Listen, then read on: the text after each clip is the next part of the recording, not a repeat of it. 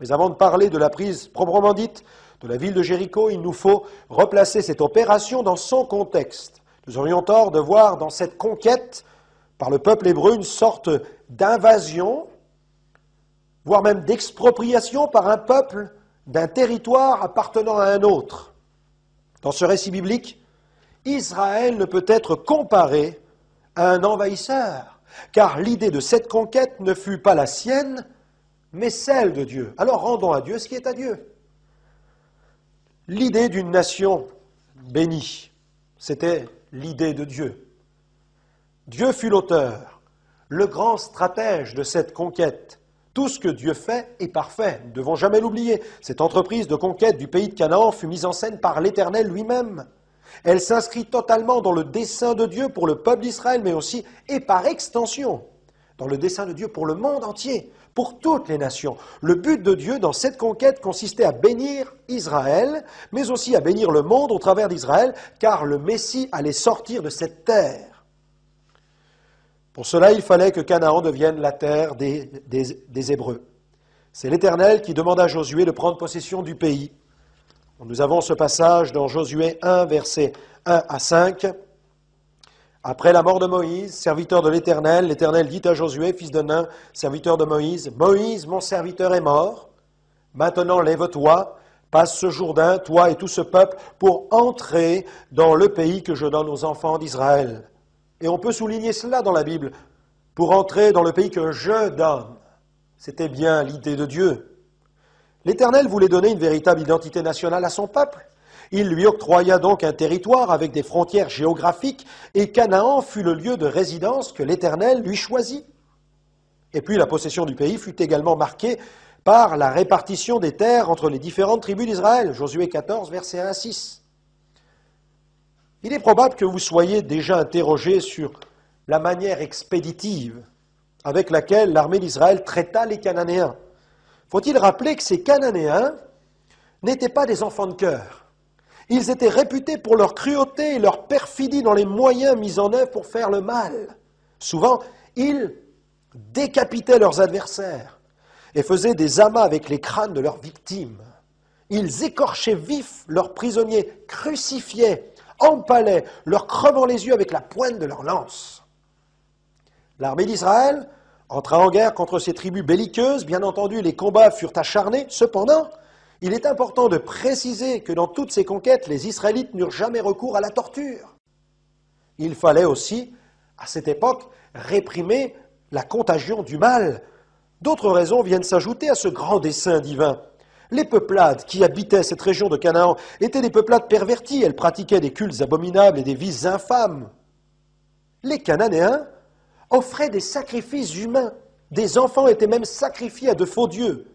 Il devenait donc extrêmement urgent qu'une force s'élève contre le mal sur la terre. Et en suscitant le peuple d'Israël, l'Éternel comptait donner un territoire à son peuple, mais aussi une véritable identité nationale. La nation d'Israël devint cette force de lutte contre le mal, et l'Éternel prit la tête de cette armée. Il fallait faire cesser ces pratiques insupportables, inacceptables. Il devenait vital pour la race humaine de mettre un terme à cette contagion du mal.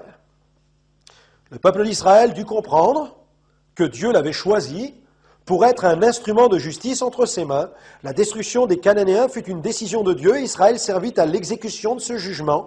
Selon le dessein de Dieu, ce jugement devait servir dans l'intérêt de son propre peuple, mais aussi dans l'intérêt de l'humanité tout entière. Il fallait qu'Israël en comprenne l'enjeu. Cette conquête dura de nombreuses années. Et quand le peuple d'Israël marqua quelques signes de faiblesse dans l'exécution de sa mission, le jugement de Dieu se retourna d'ailleurs contre Israël. Les instruments du culte furent aussi acheminés dans le pays de Canaan pour que l'adoration prenne place et qu'elle soit rendue à l'Éternel, le vrai Dieu. Canaan devint alors la terre du peuple d'Israël.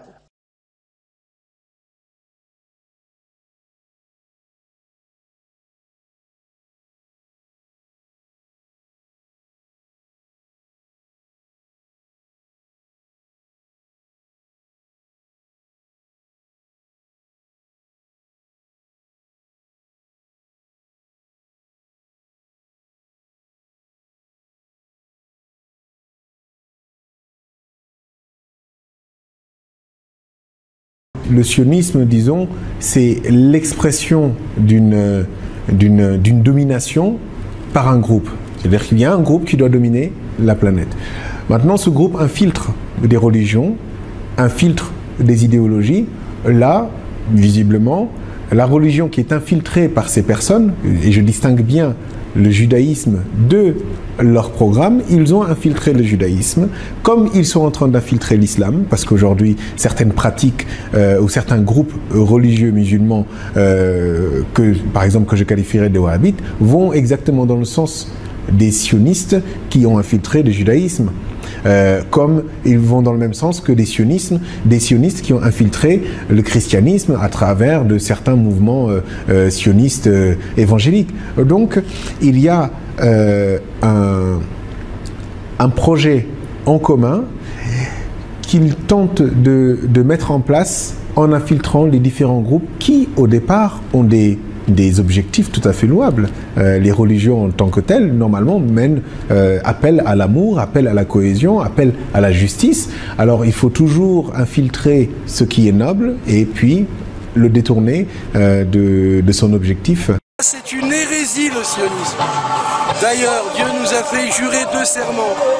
Interdiction de conquérir la terre d'Israël par la force, interdiction de se révolter contre les peuples parmi lesquels vous êtes exilés, ou même si ça se trouve en Palestine. Si vous transgressez ces serments, il va vous arriver des catastrophes. Et c'est la Shoah. La Shoah est due à l'action des sionistes. Il faut le savoir. Les sionistes ont fait la Shoah. Le plus grand mensonge de l'histoire, c'est qu'ils disent du fait qu'il y a eu la Shoah, ça justifie l'existence de notre État sioniste. C'est tout le contraire. C'est du fait de l'existence de l'État sioniste, ou plus exactement, des agissements de ceux qui voulaient créer l'État sioniste, qu'il y a eu la Shoah.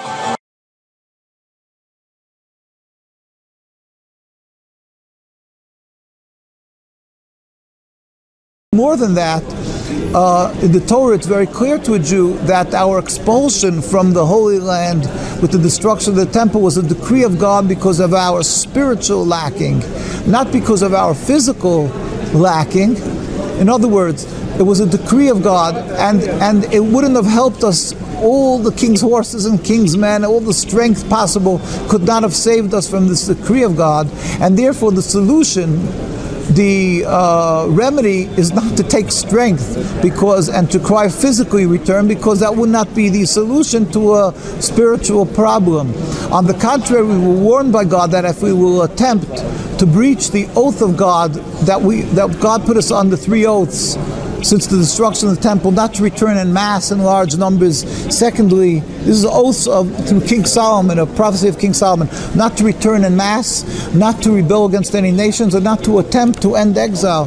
So by attempting to breach all these oaths, by going back in mass, creating a state, fighting the nations, and explaining to the world that it's our beginning of redemption, they're breaching all these oaths, and we were warned by God that it will bring catastrophic results for the Jewish people because it's fighting God's hand.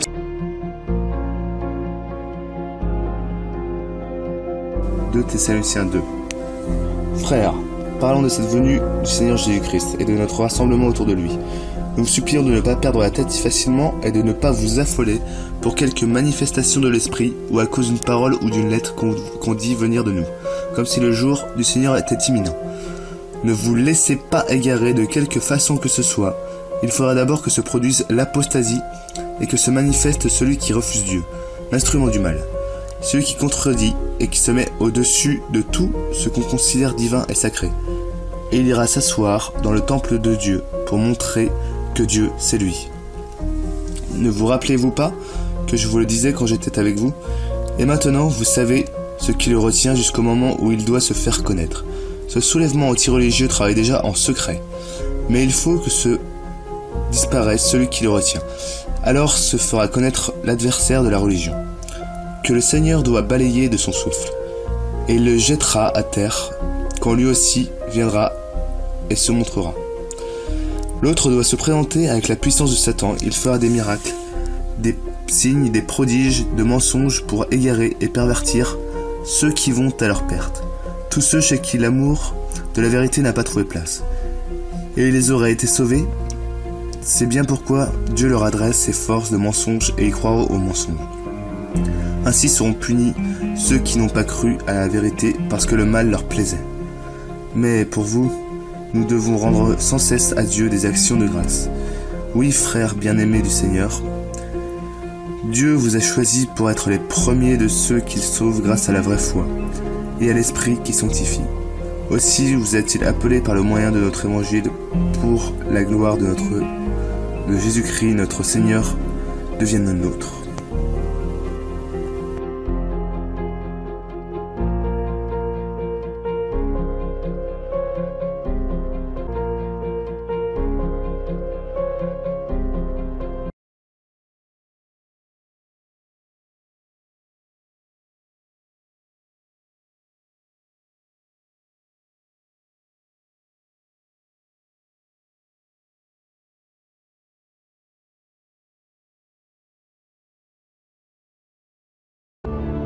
And now the United States is about to relinquish power, and Israel is about to replace the United States as the ruling state in the world.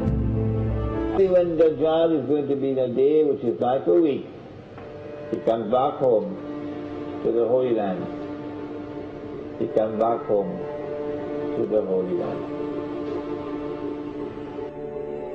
Who is he? He is Dajjal, the false Messiah, or the Antichrist. Why is he known as the false Messiah? Simple. Because his mission is to impersonate the true Messiah. The true Messiah was the son of Mary, Nabi Isa alayhi salam, Jesus. Peace and blessings of Allah be upon him. When Allah sent him, he was sent as the true Messiah with a mission to rule the world from Jerusalem, from Holy Israel.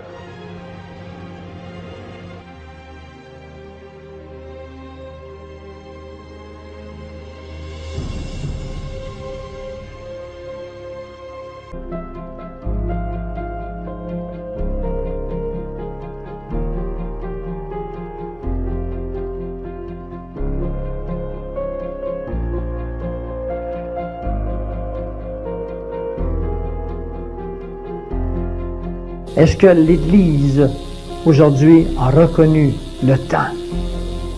Est-ce que les chrétiens sont capables maintenant de vous lever debout et de dire « J'étudie la parole et je vois l'accomplissement de la prophétie ». Si vous ne l'avez pas vu encore, et si vous planifiez votre existence pour encore 50 ans ou 100 ans, vous avez fait comme les grands prêtres juifs, vous avez manqué le bateau. Les Juifs et la prophétie, c'est pour des raisons assez spéciales. C'est que, premièrement, les Juifs, c'est le pays biblique, le pays des Juifs. Deuxièmement, les Juifs dans le monde sont considérés comme les banquiers voleurs qui nous volent tout. Et puis, troisièmement, les Juifs actuellement sont un pays qui est en train de s'isoler, pour ne pas dire presque isolé. Et en cours de route, je vais vous montrer des prophéties bibliques qui montrent qu'éventuellement, une éventualité qui ne devrait pas retarder en fonction d'années, mais de semaines, peut-être de mois plutôt, peut-être même de semaines, où Israël sera complètement isolé et ce sera le commencement, le début des événements finaux. Il faut qu'Israël arrive à être complètement isolé. Alors, la raison pour laquelle je vous présente ce document sur les Juifs, il faut que vous les connaissiez. Sachez distinguer entre le Juif spirituel et le Juif physique, civil, ou autrement, politicien ou autre, pour que vous ne puissiez pas toujours associer le Juif avec ce qui ne va pas dans le monde. La majorité des Juifs sont des gens comme vous et comme moi, qui ont été victimes de la Shoah, qui ont été victimes à travers le monde. On a essayé de les exterminer, d'en finir avec eux à travers l'Europe. Souvenez-vous qu'en 1491, Isabelle de Castille et Ferdinand d'Espagne les mettent hors de l'Espagne, comme les autres peuples l'ont fait, les autres nationalités l'ont fait également. Et puis ils se promènent d'un pays à l'autre, et puis finalement se ramassent en France, et des gens qui ont fait des recherches nous apprennent qu'avant 1454, quand Jacques Cartier vient découvrir le Canada, avant 1544, les Juifs ne pouvaient pas rentrer en France sans changer leur nom. Et je vous dis un petit secret en passant, j'ai reçu un document il y a 3 ou 4 ans de l'hôpital juif de Montréal pour me demander d'aller faire une prise de sang, pour une analyse d'ADN si je n'étais pas juif. Pour quelle raison? Ah ben, ils ont vu mon nez. Non, pas vraiment. C'est parce que les Hébert, il y a un nom dans la Bible qui s'appelle Hébert.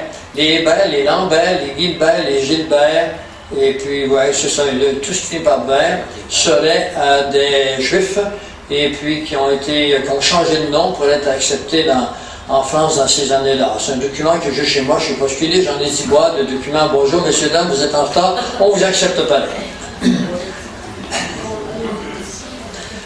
Dans les Juifs et la prophétie, on va se servir des Juifs pour aller en parallèle avec le monde chrétien, pour que vous compreniez pourquoi est-ce que je m'intéresse tant aux Juifs. On les voit ici, c'est un peuple qui est religieux encore, hein, et en passant, ben, je vais en profiter, puisqu'on parle d'un peuple religieux, pour vous expliquer que dans le monde biblique, il y a ce qu'on appelle des dispensations. La révélation de Dieu s'est faite progressivement. C'est pas arrivé tout d'un coup comme ça. Mais il y a 7 dispensations, mais celle qui nous intéresse le plus, vous et moi, à notre époque, c'est la dispensation de la loi, on va le voir quand est-ce qu'elle a commencé et quand est-ce qu'elle s'est terminée, et la dispensation de la grâce, sur laquelle nous sommes maintenant, et la dispensation du millénium, qui va commencer dès que Jésus revient. Bon, je sais qu'il y en a pour vous qui, peut-être parmi vous, vous dites, mais qu'est-ce qui compte là, Jésus revient? Si Jésus ne revient pas, la terre va sauter prochainement.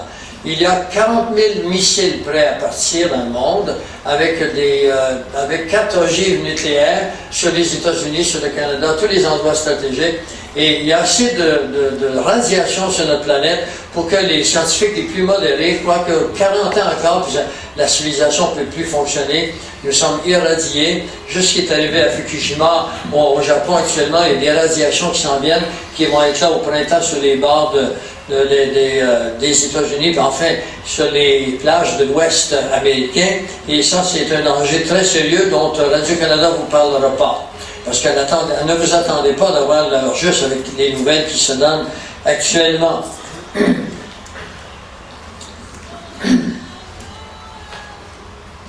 Au cours de la conférence, il va y avoir 2 petits films. Il va y en avoir un qui dure 3 minutes. Et c'est pour vous montrer un prodige, pour démontrer que la nationalité, qui a créé le peuple juif. Moi, par exemple, je suis québécois, je suis canadien comme vous. Et puis, qui a fondé le Canada? Ben, on peut retourner en arrière, les pères de la Confédération, on les connaît. Aux États-Unis, c'est la même chose. Mais qui a fondé Israël? Ah, ça, c'est notre paire de manches. Et si vous comprenez qui a fondé Israël, donc vous comprendrez pourquoi Israël se fait attaquer depuis des siècles, pour ne pas dire dans tous les cas depuis 2 millénaires et presque 3 millénaires, puisque Abraham a environ 1700 ans avant Jésus-Christ. Qu'est-ce qu'il arrive? Il fait chaud? Il fait froid? Non, c'est la radio, excusez. Ah bon. Alors, je vous ai préparé ce qu'on appelle le plan de la conférence. Cette conférence va commencer avec un certain nombre de versets qui vont nous mettre dans le beat, qui vont donner le thème, pour que vous compreniez maintenant qu'à partir de ces versets-là, nous allons élaborer pour arriver à une conclusion. Ensuite, nous parlerons des Juifs et les prophéties. Donc, les prophéties que vous verrez, la majorité s'adresse donc au peuple juif. Pourquoi? Parce que vous allez comprendre en cours de route que mon micro, il ne fonctionne plus.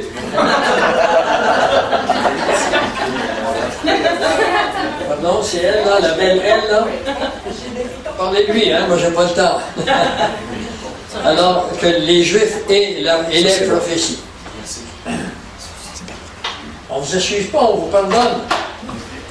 et c'était bien de le faire. Hein. Bon, en tous les cas, alors les Juifs et les prophéties, donc les prophéties ne sont pas tous en fonction du peuple juif, mais le peuple juif doit devenir pour vous l'horloge du temps de l'humanité. Et ça, je voudrais que vous reteniez ceci. Le peuple juif est l'horloge de l'humanité. C'est-à-dire que si on comprend ce qui arrive en Israël, on comprend le temps qui nous reste. Maintenant, vous allez me dire, comment ça, le temps qui nous reste? Vous ne veut pas me dire, moi, quelqu'un me dit un jour, le Seigneur, Dieu, il aime bien trop l'homme pour en finir un jour. J'ai une question à vous poser. Les oiseaux font leur nid de la même façon qu'ils le faisaient 2000 ans auparavant et 4000 ans en arrière, parce qu'ils ont un instinct qu'ils ne vont pas à l'école pour apprendre, ils savent tout dès le départ, mais ils n'ont pas la liberté que nous avons. De la même façon, quand vous vous levez le matin, vous programmez votre journée si vous êtes intelligent. Si vous avez de l'intelligence, vous l'avez tous, bien sûr. Vous n'êtes pas dans des hôpitaux où vous avez perdu la tête. Vous programmez votre semaine, votre année, même vos vacances qui sont pour l'année prochaine. Alors l'homme programme sa vie en fonction d'un certain nombre d'événements, même en fonction des saisons, n'est-ce pas? De la même façon, Dieu a programmé l'humanité. C'est pas nous qui nous sommes créés. C'est pas à nous de décider comment ça va fonctionner. C'est à lui. Parce que Dieu a un plan pour l'humanité qui est autre que celui que nous avons. Son plan, c'est de nous donner un bonheur total. Il n'y en a pas un ici qui peut se dire, qui dit, moi j'ai le bonheur total, puis tout va bien dans ma vie du commencement jusqu'à la fin. Nous sommes présentement, selon 1 Jean 5, 19, nous sommes sur le terrain de Satan. Le monde dans lequel nous vivons n'appartient pas encore à Dieu. Nos cœurs peuvent lui appartenir. Et je vais vous inviter à soir à ce que vos cœurs appartiennent à Dieu. Mais nous sommes sur le terrain de l'ennemi. Il y a une dame qui me disait juste avant, aujourd'hui je voulais venir ici, mais tout faisait défaut. Il n'y a rien qui partait, qui fonctionnait. Faites-vous-en pas. Moi je me souviens avoir pris tous mes jours, les mettre là, je l'ai oublié. Puis bon, enfin, c'est rempli. À chaque fois qu'on donne des conférences, on a mille choses qui arrivent. Richard pourrait vous en parler, tout ce qui lui est arrivé dernièrement.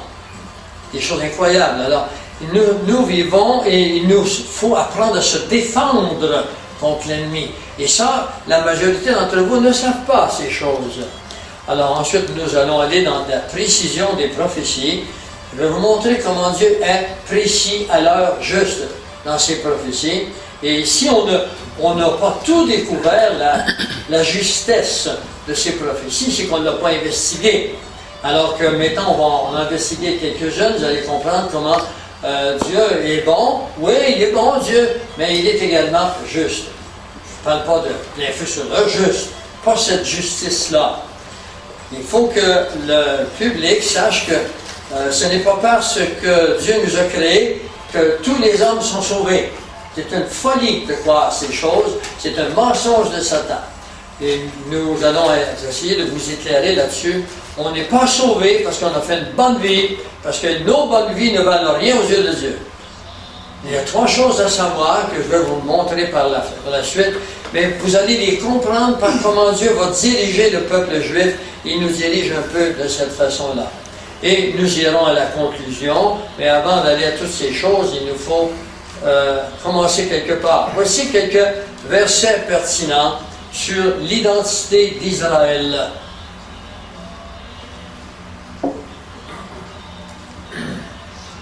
Je vous les lis. Je marcherai au milieu de vous.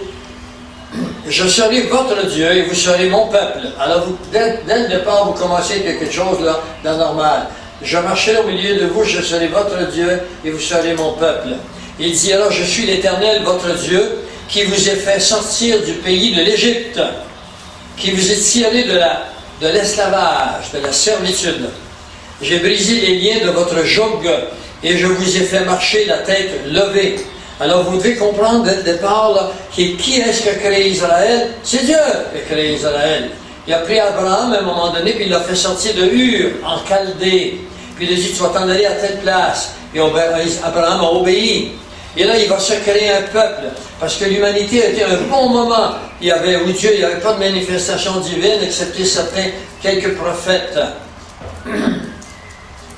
Et puis, Ce peuple qui s'appelle Israël deviendra une réalité un peu plus tard, mais pour le moment, c'est un individu, c'est Abraham avec sa femme, et puis ensuite de ça, on va un peu plus loin dans le temps, et nous savons qu'Abraham est le père de 2 nations, Israël et les Arabes. Pourquoi? Parce que Dieu apparaît à Abraham un jour, puis il lui dit, ta femme va enfanter. Et lui, il a 80 ans, puis lui, il a 90 ans, puis elle 80. Et puis Abraham lui dit ça, puis elle se marie. Hein? Je vais enfanter, moi, à 80 ans. Alors, il s'appellera Isaac, ça veut dire qu'il fait rire. Dieu a le sens de l'humour, hein? Il a dit, ah, t'as ri, toi, ma belle. Ben, tu vas l'appeler Isaac, ça veut dire qu'il fait rire. Et puis, elle est supposée enfanter. Mais elle n'enfante pas. Une année se passe, 2, 3, 5. Il n'y a rien qui arrive. Ils se demandent si ce n'est pas un rêve qu'ils ont fait. Et puis, 10 ans plus tard, elle n'a pas encore enfanté. Alors, il dit, Abraham, ton Dieu, là, hein, ils nous ont oubliés. Alors, elle dit, tu vas coucher avec la servante. Elle s'appelle Agar.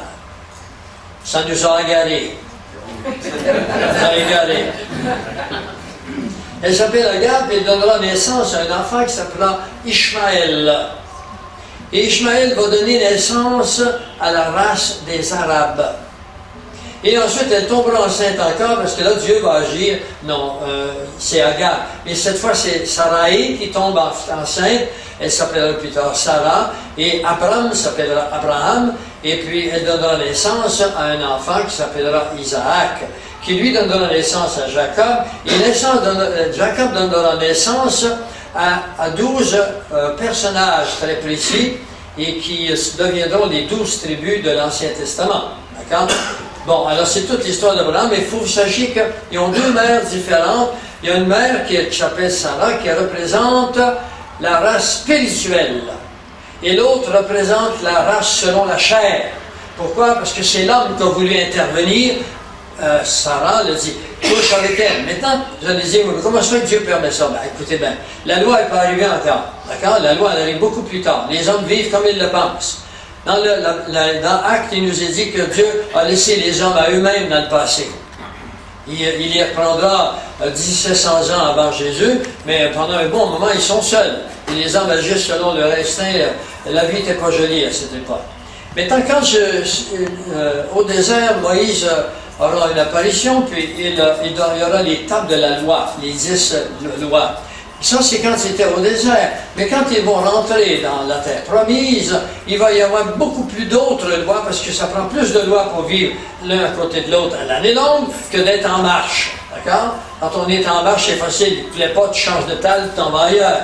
Mais quand on vit à côté de l'autre, avec des millions de personnes, ça prend des lois. De telle sorte qu'il y a 613 lois en tout, dans tout l'Ancien Testament. Et si vous désobéissez à une seule de ces lois, vous êtes désobéissé à toutes les lois. Il y en a parmi vous ici qui n'ont pas désobéi à aucune loi, donc vous êtes foutus. Tout ce que vous êtes, moi aussi. On est foutus, on a désobéi à plusieurs lois. Et c'est pour ça que Jésus arrive, puis il prend les lois sur lui. D'accord? Et il accomplit la loi. La loi n'est pas terminée, elle est simplement accomplie. Et parce que Jésus a accompli la loi, Romains 10,4 nous dit que Christ est la fin de la loi. Donc, ne comptez pas sur vos œuvres pour vous sauver. Parce que les œuvres, c'est selon la loi. Vous êtes sauvés parce qu'il y a une nouvelle loi qui est arrivée et elle commence quand Christ dit « Tout est accompli ». Qu'est-ce qui est accompli? Les lois. Les 613 lois venaient d'être accomplies en Jésus-Christ. Et là commence une nouvelle ère qu'on appelle celle de la grâce. Et elle va durer 2000 ans. Et l'ère de la grâce sera suivie. Quand Jésus va revenir, il peut revenir maintenant n'importe quand. Les 2000 ans sont accomplis. C'est fini, c'est accompli les 2000 ans. C'est lui qui décide quand il peut venir demain matin. Il revient sur la terre, puis il reste avec nous 1000 ans. On appelle ça le millénium. Durant le millénium, ce n'est pas la grâce comme on la connaît. C'est un mélange de loi et de grâce. Alors, ça, c'est des choses importantes. Qui est le peuple de Hébreu? C'est un peuple qui appartient à Dieu. Et c'est pour ça qu'il va le confronter pendant des siècles. C'est pour ça qu'il va le protéger. C'est pour ça qu'il va le punir. Parce que un père qui aime son fils le punit bien, dit la parole. Alors lui va punir son peuple. Puis son peuple, on va voir qu'est-ce qu'il est. L'Éternel dit à Moïse, je vois que ce peuple est un peuple au cou raide. Je ne prends pas des versets successifs, je prends des versets pour que vous ayez une opinion. Ça prendrait des semaines à tout vous expliquer, mais je vous en donne dans 1h30, c'est tout ce que je peux vous donner. C'est un peuple au cou raide, ça veut dire quoi? Orgueilleux. C'est un peuple rebelle, c'est un peuple qui n'obéit pas. Il ressemble beaucoup à vous et à moi. On n'est pas beaucoup plus smart qu'eux, plus fin qu'eux. On obéit aux choses qu'on croit. Il ne faut pas, pour ce qui est de la foi, ce n'est pas nous qui décidons ce qu'on doit croire, c'est la parole de Dieu. Nous vivons sur une nouvelle loi, la loi de la foi. Et sans la foi, n'y pensez pas, personne ne peut être sauvé. Ce n'est pas Pierre Gilbert qui parle, je vous montrerai en cours de route. Ainsi parle l'Éternel, si vous pouvez. Maintenant, est-ce qu'il y a eu une grande doctrine qui a franchi les siècles, que l'Église, excusez-moi, mais c'est surtout l'Église catholique qui l'a dit, l'Église catholique a pensé que le peuple juif était remplacé par l'Église. L'Église, c'est l'ensemble de ceux qui croient au salut dans les termes bibliques. Alors, et puis il y en a d'autres aussi qui ont pensé ça. Alors, on pensait que nous, l'Église, nous remplaçons Israël. Il n'y a aucun verset qui nous dit ça. Dieu protège encore Israël, il est encore avec Israël.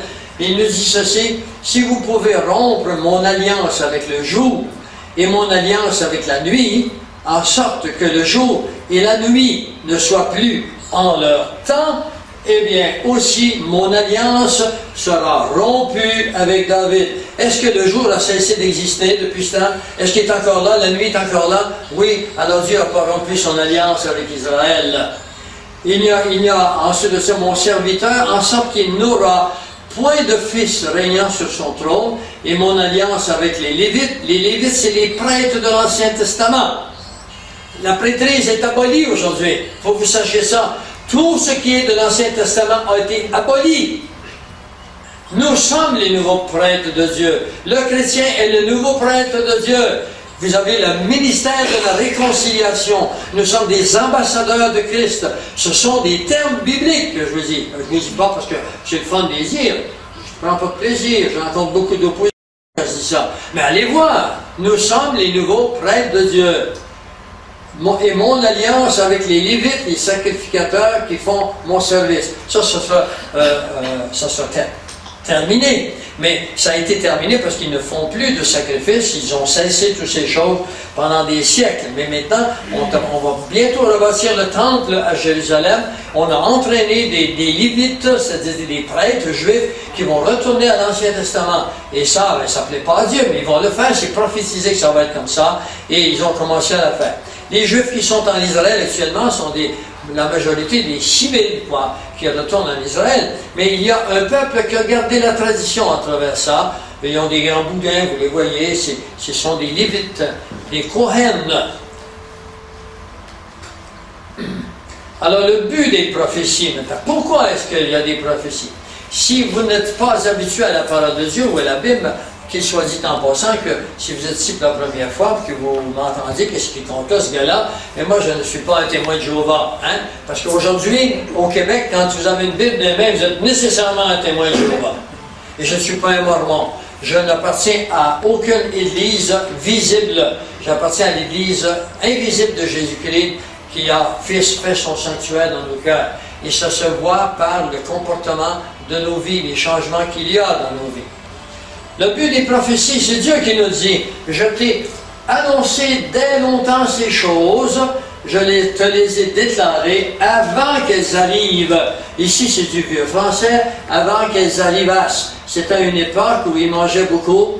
Elle me l'a corrigé, bon, parce que j'avais demandé de corriger. Non, c'est ça, qu'elles arrivassent.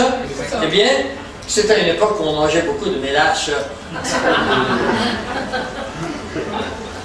Afin que tu ne dises pas, c'est mon idole qui les a faites, c'est mon image taillée ou mon image en fonte qui les a ordonnées. Parce que Dieu ne veut pas que ce soit d'autre que lui qui tire sa gloire. Sa gloire, ça veut dire sa renommée, sa réputation lui appartient à lui et non pas à l'homme. Un autre verset qu'on voit dans Isaïe 45, les versets sont ici, si vous voulez en prendre note, vous irez vérifier. déclarez-le et faites-les venir, qu'ils prennent conseil les uns des autres. Qui a prédit ces choses dès le commencement? Et depuis longtemps les a annoncées, n'est-ce pas moi, l'Éternel? Tu crois ça, toi? C'est pas moi qui t'ai annoncé ces choses. Ouais, c'est lui. Ah bon, j'ai peur de ma réputation. Alors, n'est-ce pas moi, l'Éternel? Il n'y en a point d'autre Dieu que moi. Je suis le seul Dieu juste et qui sauve.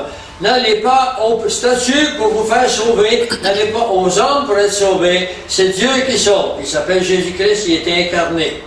Tournez-vous vers moi et vous serez sauvés, vous tous qui êtes aux extrémités de la terre. On voit que Dieu ici, il parlait pour un peu plus de monde que les gens qui étaient là. Il parlait déjà pour ceux qui étaient aux extrémités de la terre, c'est vous et moi.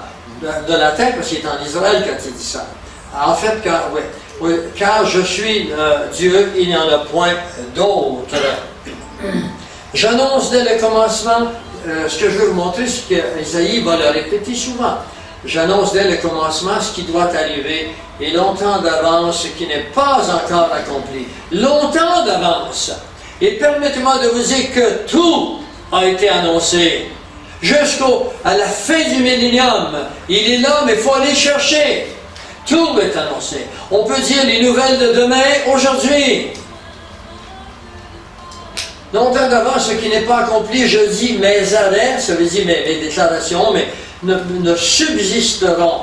Et j'exécuterai toute ma volonté. Ne pensez pas que Dieu va changer d'idée parce qu'on se met à prier ensemble et qu'on se dit, ben, Seigneur, donne-nous encore un 10 ans, un 20 ans. Non, c'est arrêté. Parce que si Dieu nous donne un 20 ans, parce qu'on prie, ça veut dire que quand lui qui vit au-dessus du temps, au-delà du temps, même s'il peut vivre dans le temps, ça veut dire qu'il ne savait pas qu'on allait prier à la fin des temps. Et puis que là maintenant, il vient de se rendre compte qu'on prie, puis il va allonger le temps. Il le savait qu'on allait faire ces choses. Alors, tous les prophètes qui ont successivement parlé depuis Samuel, le premier prophète, ont aussi annoncé ces jours-là. Alors, il faudrait lire le contexte. Quels jours-là? Les jours de la fin. Je ne veux vous parler que des choses de la fin.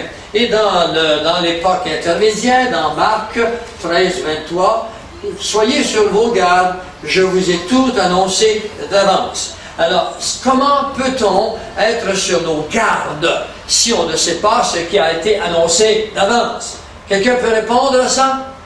Alors, c'est le devoir du chrétien que de connaître ce qui est annoncé d'avance. Le mot « soyez » ici, c'est un impératif présent. Et en passant, les évangiles ne sont pas encore sur le Nouveau Testament. Il y en a qui ne savaient pas. Les évangiles sont une période intermédiaire entre l'Ancien et le Nouveau Testament. Jésus est venu pour accomplir la loi et les prophètes. Donc, il devait venir sous la loi. Il a pris la loi sur lui jusqu'au jour où il dira « Tout est accompli, la loi vient de se terminer ». Et là commence le Nouveau Testament. Les évangiles du Nouveau Testament commencent avec Acte 1:8, quand les apôtres dans la chambre haute reçoivent l'Esprit Saint sur eux. C'est des choses qui sont importantes, il faut comprendre, autrement on étudie la Bible, on est perdu.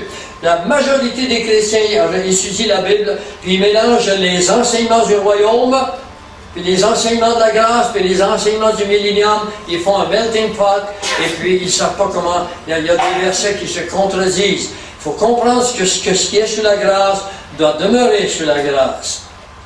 Qu'est Israël pour Dieu? Qu'est-ce que c'est pour Dieu, Israël? Car ainsi dit l'Éternel, qui m'a envoyé avec gloire vers les nations qui vous ont pillé. Retenez ceci, vous allez voir. On va revoir ça en cours de route. Ça, c'est une photo qui est prise par... C'est la NASA qui nous a découvert ça, c'est extraordinaire. C'est comme si c'était l'œil de Dieu. Merveilleux, hein? C'est une photo prise par la NASA.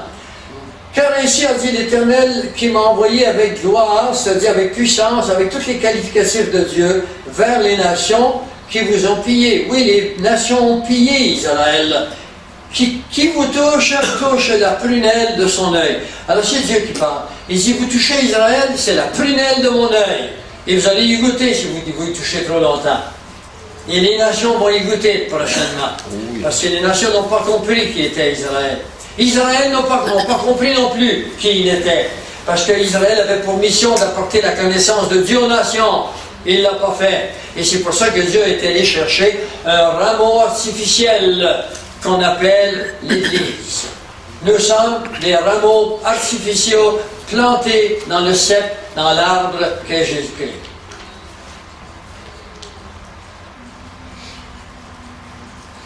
Le caractère du pays d'Israël, et c'est là que je veux que vous écoutiez ce petit document ici, ça consiste à ceci, c'est que vous allez voir que cette écriture dans les montagnes d'Israël, et ce que vous voyez là, c'est de l'ombrage des crêtes saillantes qui dépassent un peu plus haut, et l'ombrage qui écrit des mots que vous allez voir en bas, et puis ceci, c'est là depuis des siècles, mais on l'a découvert que dernièrement, parce que ça ne se voit pas de terre, ça ne se voit que par satellite.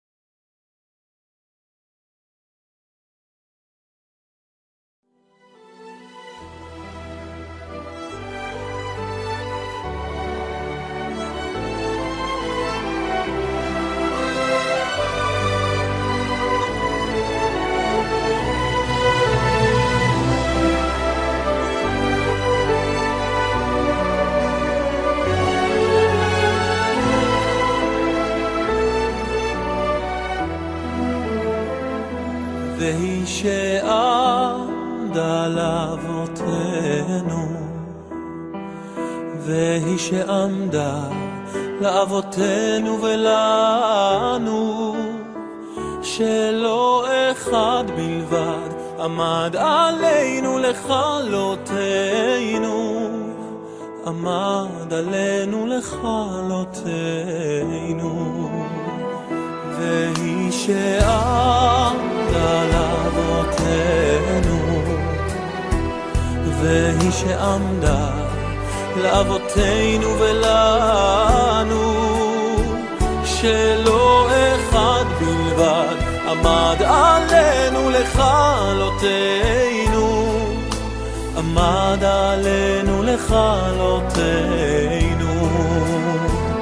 והקדוש ברוך הוא מצילנו, מצילנו מידם. והקדוש ברוך הוא מצילנו, מצילנו מידם.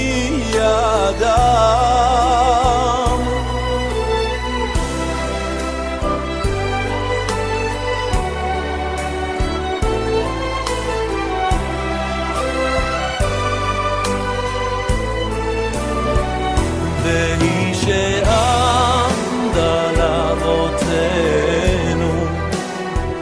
והיא שעמדה לאבותינו ולנו, שלא אחד בלבד עמד עלינו לכלותנו, עמד עלינו לכלותנו. והקדוש ברוך הוא מצילנו, מצילנו מידם. והקדוש ברוך הוא מצילנו, מצילנו מידם. שלא אחד בלבד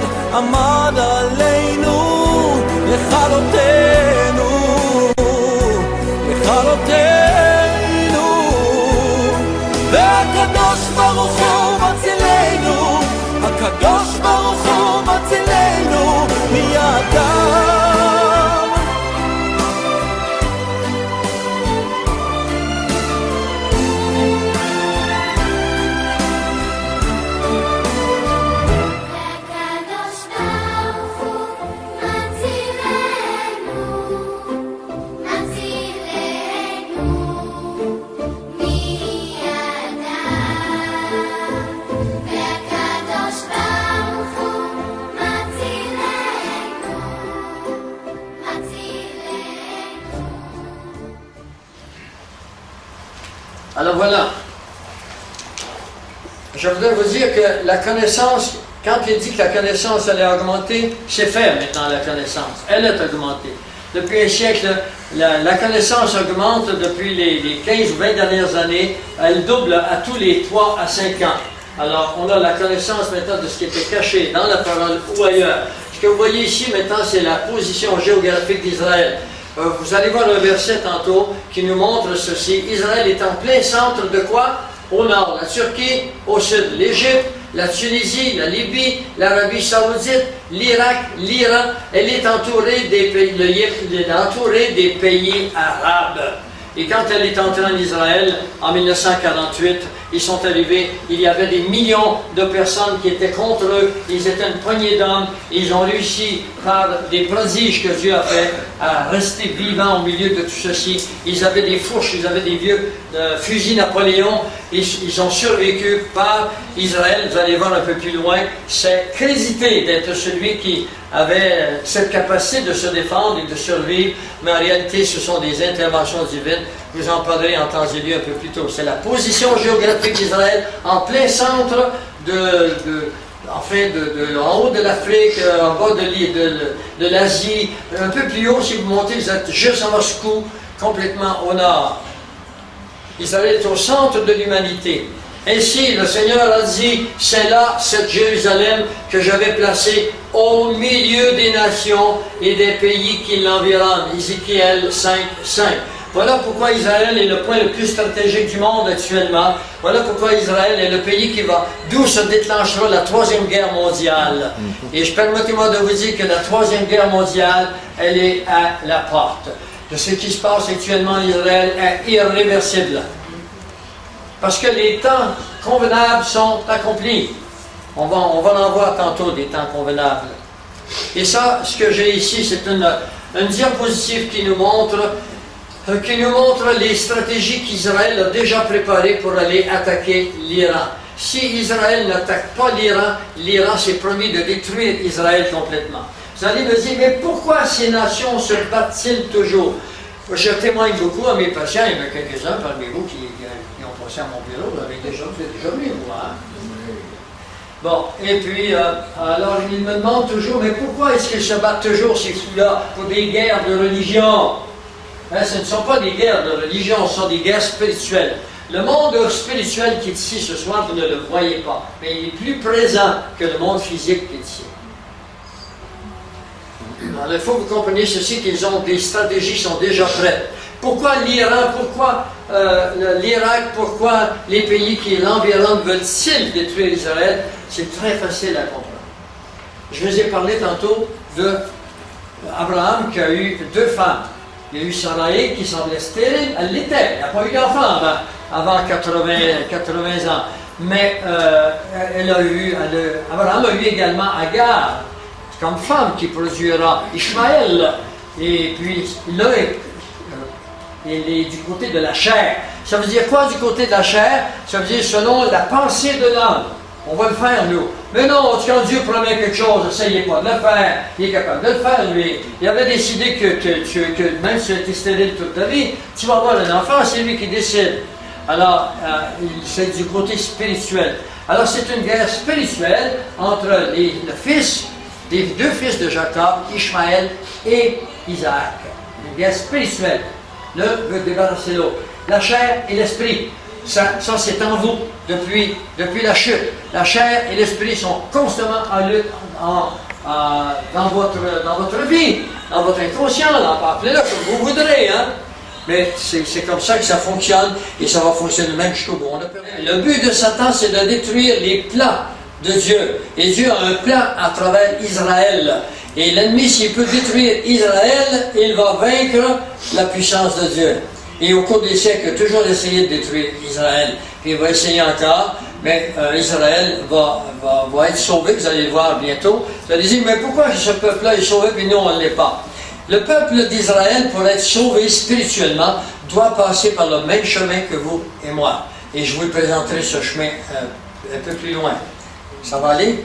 Dieu merci, hein? J'ai eu peur un peu là. Alors, comment Dieu considère-t-il Israël maintenant? Comment est-ce que Dieu considère Israël maintenant? Ce que vous voyez ici, c'est la cour de justice en Israël. Alors Israël est sous l'emblème d'une prostituée.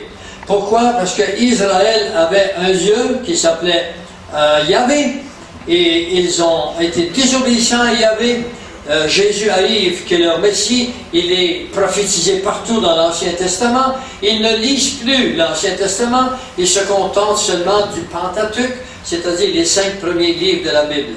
Un jour, je suis assis sur l'avion, je m'en vais donner des conférences avec Arthur, et ensuite on était allé en Israël, tu te souviens, et puis il y avait un juif à côté de moi, puis nous avons eu de longues conversations, et puis lui, le prophète Daniel, le prophète Isaïe, ils lisent jamais ça, parce qu'ils ont peur de se retrouver dedans, et de savoir ce qui vient.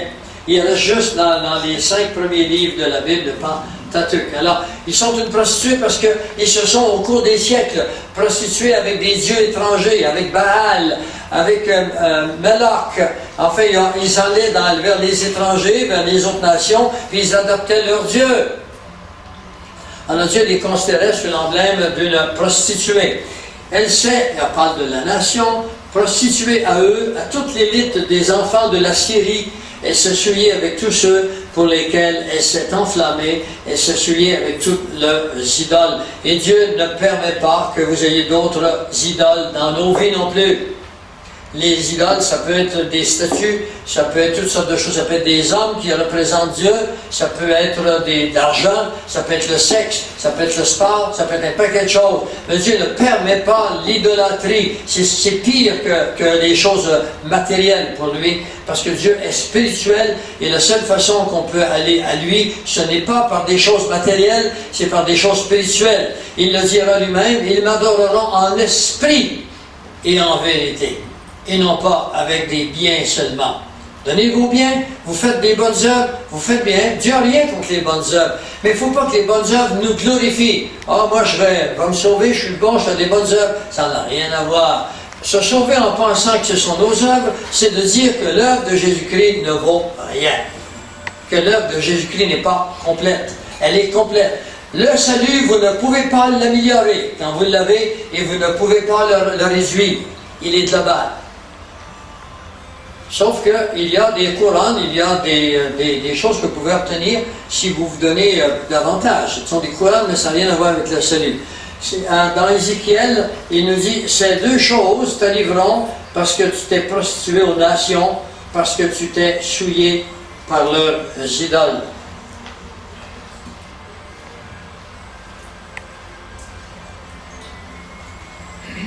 Quelque chose d'important maintenant pour vous et pour moi. À quoi Israël doit-il s'attendre?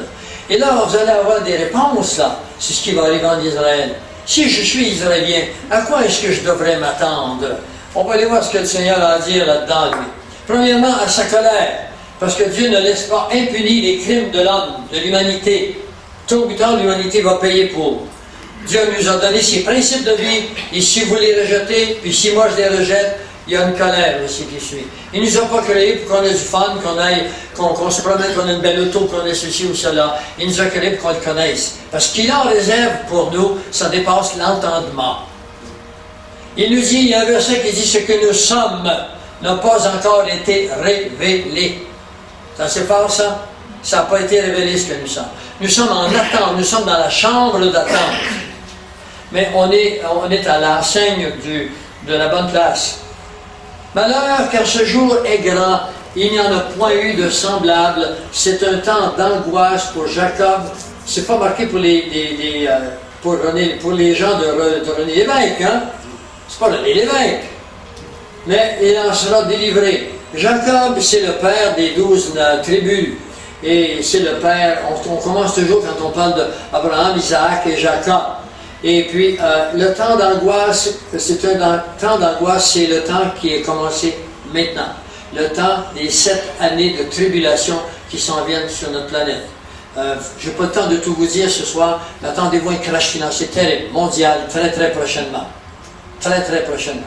Attendez-vous à des changements climatiques qu'on n'en a jamais eu. Attendez-vous un peu plus tard, je vous montrerai, si vous le voulez bien, pour ne pas le subir, un renversement des pôles. Attendez-vous maintenant à ce que l'homme devienne de plus en plus cruel.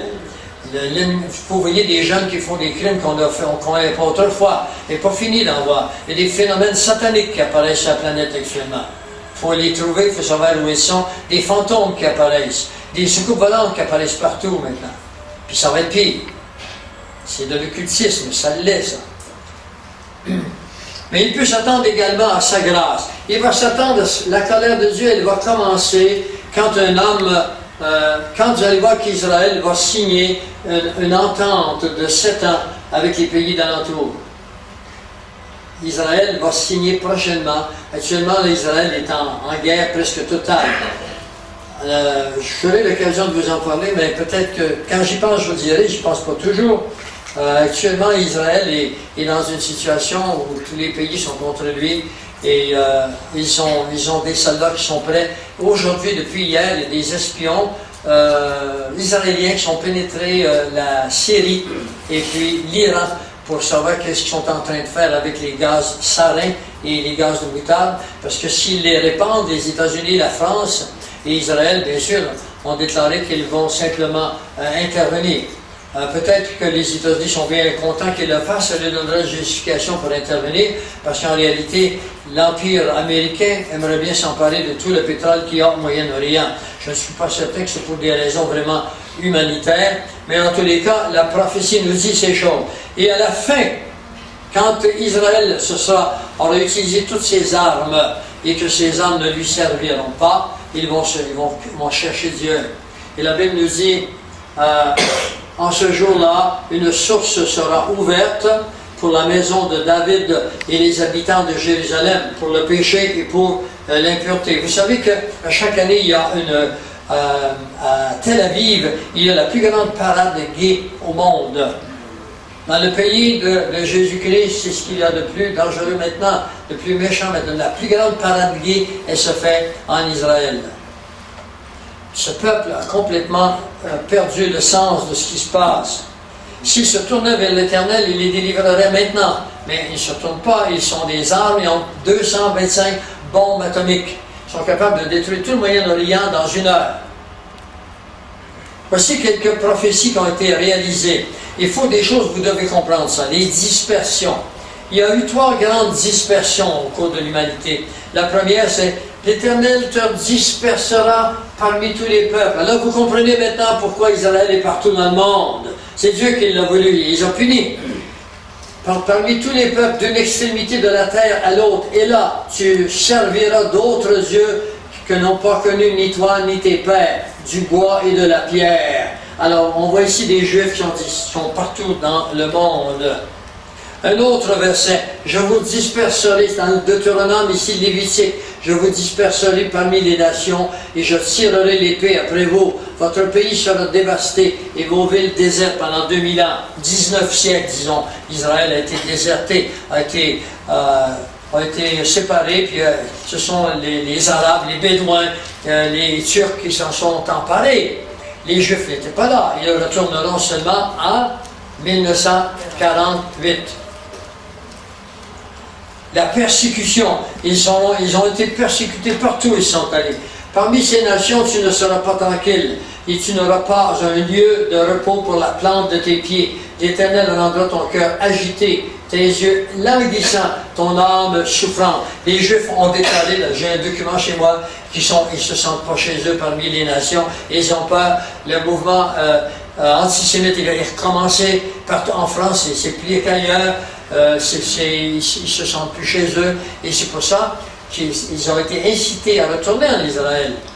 Ils ont commencé à retourner en Israël, vous le savez bien, en 1948, ils n'ont pas lâché. Il y a 14 millions de Juifs à travers le monde, et 7 millions sont entrés maintenant, sont de retour en Israël, 7 millions.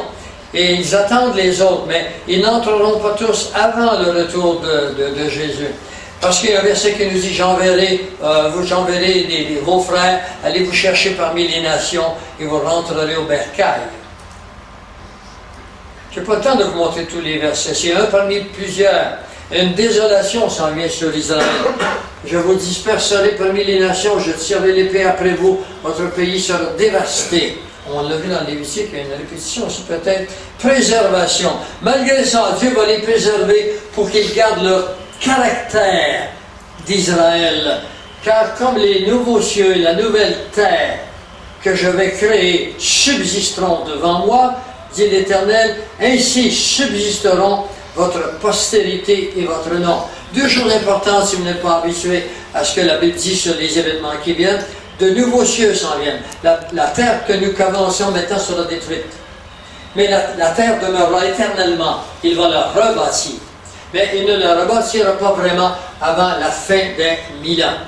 Pas tout de suite. Même quand il reviendra sur terre, la vie sera plus belle durant le millénium qu'elle l'est maintenant, mais ce n'est pas le ciel. Il y aura une justice instantanée durant le millénium. Ça, c'est dans Isaïe 66, le dernier chapitre d'Isaïe. Une petite chose en passant que je vous dis. Il y a 66 livres dans la Bible. Il y a 66 chapitres dans Isaïe. Chacun des chapitres d'Isaïe correspond à un livre de la Bible. On trouve des versets qui sont... Premier chapitre, par exemple, vous trouvez des versets qui sont pareils comme le livre de la Genèse. Et le dernier livre, le 66e, vous trouvez des versets qui sont semblables à l'Apocalypse. Alors, Dieu a une cohérence incroyable qui dépasse l'entendement dans tout ce qu'il fait. Une femme, dit-elle, la préservation. On voit qu'ici que Dieu protège son peuple. Une femme oublie-t-elle l'enfant qu'elle allait? Mesdames, vous avez eu des enfants? L'avez-vous oublié? Non, hein? N'a-t-elle pas pitié du fruit de ses entrailles? Quand elle l'oublierait, moi je ne t'oublierai point. Alors, Dieu promet qu'il n'a pas oublié Israël, c'est pour ça qu'ils ont resté vivants au cours des siècles. Et je lis ce verset au complet. Voici que déclare l'Éternel qui place le soleil pour éclairer le jour et qui établit les lois qui règlent la course de la lune et des étoiles pour éclairer la nuit, qui agite la mer et fait mugir ses flots, et qui a pour nom l'Éternel, le Seigneur des armées célestes. Ce n'est pas l'évolution qui a fait ça, c'est Dieu qui l'a créé. Bientôt, je vous ferai un petit cadeau un peu plus tard, je vous remettrai un petit DVD ici, qui s'appelle God of Wonders, le Dieu des merveilles. Il est titré en anglais, mais il est dans toutes les langues. Et si vous voulez, il y en a quelqu'un qui m'a demandé comment est-ce qu'on doit rentrer, comment ça coûte. Je vous ai dit que vous n'avez que votre souper à payer. Si vous voulez contribuer à mon ministère, j'en ai plusieurs maintenant, vous donnez ce que vous voudrez. Si vous n'avez pas d'argent, si vous ne voulez pas en donner, ne donnez pas, moi je vous le donne.